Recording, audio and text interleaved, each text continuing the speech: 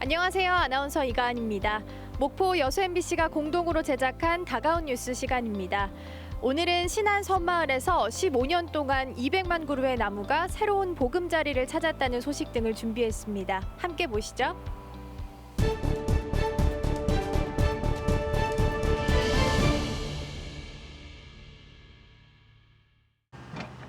전남 신안 섬을 잇는 천사대교를 향하는 길. 도로가에 동백나무가 줄지어 서 있습니다. 길을 내면서 남은 자투리 땅에 나무를 심어 가꾼 겁니다. 도로공사하면서 항무지로 버려진 땅인데 동백나무를 활용해서 동산을 한번 만들어 보자 해서 관광객도 많이 찾아오고 보니까 이렇게 조성하게 됐습니다. 모두 신안군이 한 그루 한 그루씩 십수년간 모아온 동백나무들입니다. 신안군은 2007년부터 12,000평 부지에 도로나 건물 공사 현장, 택지 개발 현장 등에서 버려지거나 베어질 나무들을 모아왔습니다. 나무 고아원에서 출발해 나무 병원 그리고 나무 은행으로 이름을 바꾼 15년 동안 신안군이 전국에서 수집하고 기증받은 나무만 210만 그루에 이릅니다. 나무를 따로 구입하지 않고 나무 은행을 이용하면서 조경사업 예산도 70%가량 절감하고 있습니다. 건물을 지었을 때는 건물을 짓는 다음 날부터 감가상각이 되는데 나무는 심은 그 다음 날부터 부가가치가 증대가 되고 있습니다. 그래서 이 나무라는 걸 심음으로써 사람의 마음도 정화가 되고 베어질 뻔했던 위기를 딛고 새로운 섬 고향을 찾은 나무들은 신안군 도초도 환상의 정원, 임자도 홍매화 정원 등 섬마을 크고 작은 정원에 뿌리를 내리고 싱그러운 봄을 맞고 있습니다. MBC 뉴스 양현승입니다. 백두산 천지와 한라산 백록담을 형상화한 두 언덕. 순천만 국가정원에 올해 말 새로 완공될 한반도 분화구 정원의 조감 영상입니다. 2023 순천만 국제정원 박람회 개최를 1년여 앞두고 순천 일대는 본격적인 박람회 준비에 돌입했습니다. 순천만 국가정원에서는 오는 박람회에서 선보일 새로운 정원과 식물원을 짓는 공사가 진행되고 있습니다. 박람회 조직위원회는 남북통일과 평화를 상징하는 한반도 분화구 정원이 이번 2023 정원 박람회의 새로운 랜드마크가 될 것으로 기대하고 있습니다. 참 잘해놨다, 잘 봤다, 다음에 꼭 다시 한번 오고 싶다는 말씀을 드릴 수 있도록 다양하게 준비하겠습니다. 오는 2023 순천만 국제정원 박람회는 순천만 보호에 초점을 맞췄던 지난 2013년 정원 박람회에서 더 나아가 도시 전체를 정원으로 가꾸는 것을 목표로 삼고 있습니다. 이에 따라 읍면동별로 구성된 시민정원 추진단과 민간단체들이 앞장서 도심 곳곳에 정원을 조성하고 있고 시민들도 자발적으로 집과 가게에 정원을 가꾸기 시작하면서 순천만 국가정원뿐만 아니라 도심 골목들도 푸른빛으로 변해가고 있습니다. 제가 좋아서 기르는 거긴 한데 남들 보기에도 좋으면은 그냥 밖에서 이렇게 구경하기에도 기분이 좀 좋아지는 면이.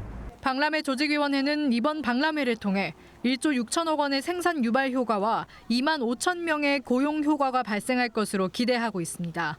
조직위는 박람회 관람객 800만 명 달성을 기원하며 오는 23일 박람회 개최 디데이 365일을 기념하는 그림 대회와 콘서트 등을 개최할 예정입니다. MBC 뉴스 강서영입니다. 광양시는 현역 시의원들의 각 지역구별 수건사업의 추진사업비, 이른바 쪽지 예산을 세우기 위해 이번 의회 임시회에 포괄사업비 24억 원을 상정했습니다.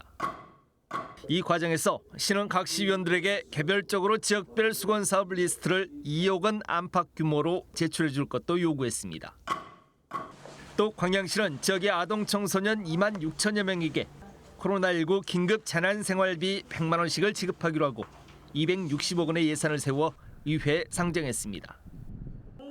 시는 이번 예산안 수립 배경에 대해 지난 2년여 기간 코로나19 팬데믹 상황이 교육 재난의 수준이라고 판단해 추진한 것이라고 밝혔습니다. 지금 아니면 이제 안 될 건 없지만 이제 아이 양육하기 좋은 도시의 취지에 부합을 하고요. 그 다음에 아이들 지원을 마냥 선거하고 결부를 시켜가지고 뒤로 연장할 명분도 없고요. 하지만 이를 두고 초선에 도전하는 광양시의원 예비 후보들은 정연복 시장이 퇴임을 2달도 채 남지 않은 시점에 형평성을 잃고 선심성 추경을 세우려 하고 있다고 주장합니다.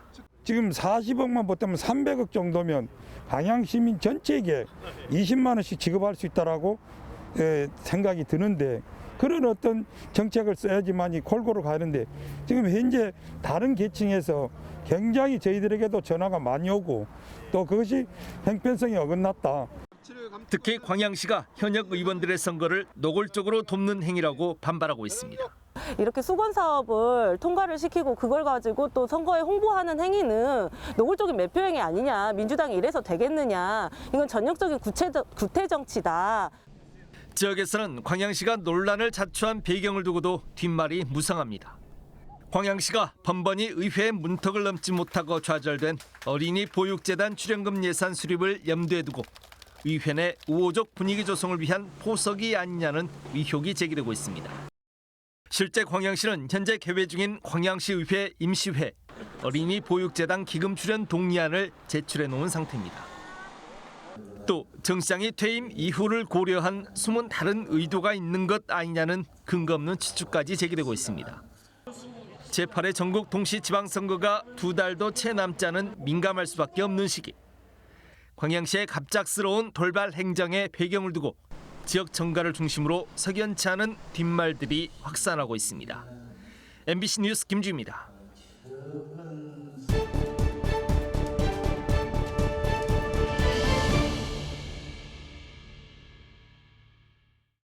3월 31일 저녁 해남에서 목포로 향하던 택시 안.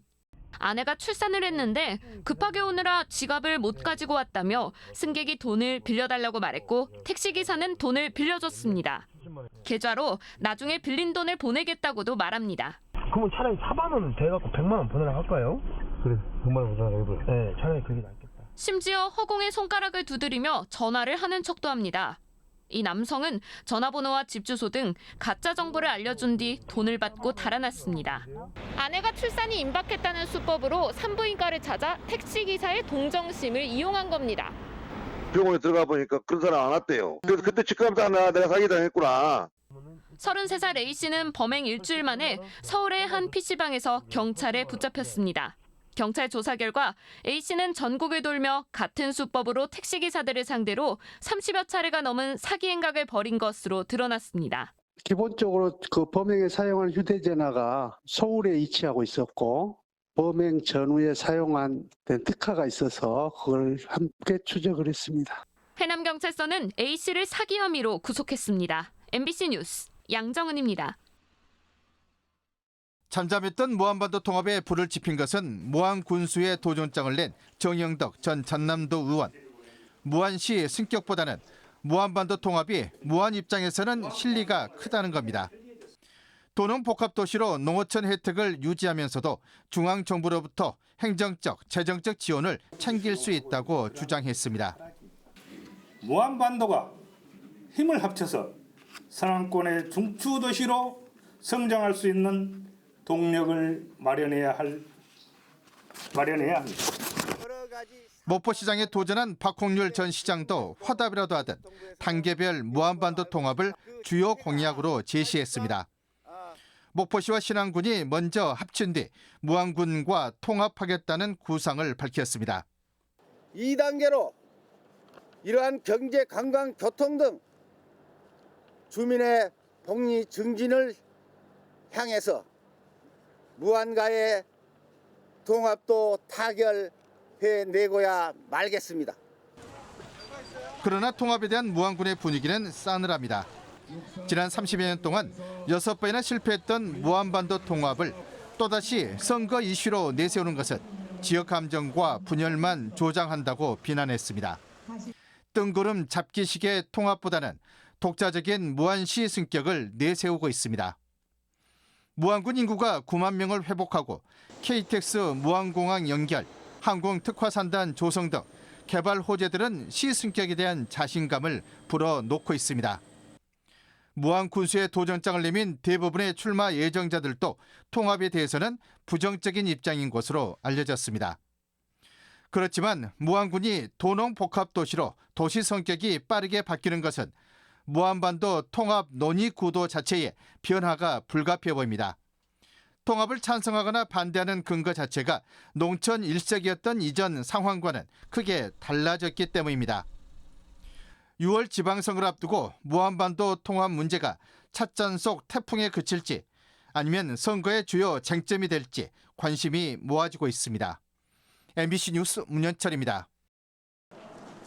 코로나19 여파로 사회적 거리두기가 강화되면서 여수 지역에서만 2만여 명의 소상공인이 영업 손실을 입은 것으로 확인되고 있습니다. 때문에 지난 2020년부터 최근까지 1, 2차 소상공인 방역 지원금을 비롯해 희망 회복 자금과 버팀목 플러스, 버팀목 자금, 새희망 자금 등 전국적으로 정부 차원에서 7차례 정도 손실보상 지원이 시행됐습니다. 지원 유형은 영업 제한과 매출 감소를 기준으로 온라인 신청을 받는 형식이었습니다. 하지만 여수 지역에서만 줄잡아 2천여 명의 소상공인들이 손실보상 사각지대에 방치됐습니다. 정부에서는 온라인으로만 신청을 했기 때문에 나이 드신 분들은 온라인 조차를 하질 못하고 그 내용도 증빙조차 못하기 때문에 남들은 계속 받다고 하는데 본인은 못 받았다는. 여수시는 이에 따라 1, 2차 방역 지원금을 받지 못한 영세 소상공인을 지원 유형에 추가해서 이달 말까지 지원 신청을 받기로 했습니다. 신청 방법도 읍면 동사무소에서 대면 신청을 받고 1인당 100만 원씩 20억 원을 지급한다는 계획입니다. 20억 원의 재원은 최근 전시민 일상회복 지원금을 지급하고 남은 15억 원과 재난기금에서 5억 원을 출연했습니다. 여수시는 앞으로도 이 같은 손실보상 사각지대에 대한 지원을 꼼꼼히 챙기기로 했습니다. 이번이 이제 이 보완하는 부분 처음인데 이제 소상공인 지금 계속 지원이 완전히 이제 완화됐다 해도 끊어지지는 않을 것 같습니다. 그래서 그 부분도 계속 검토를 해서 보완이 돼서 그 부분도 계속 예산이 될 수 있는 한은 지원을 해줄 수 있도록. 코로나19 장기화로 지역 상공인들의 피해가 늘어나면서 손실보상 사각지대에 대한 지원 시책이 그 의미를 더하고 있습니다. MBC 뉴스 최우식입니다.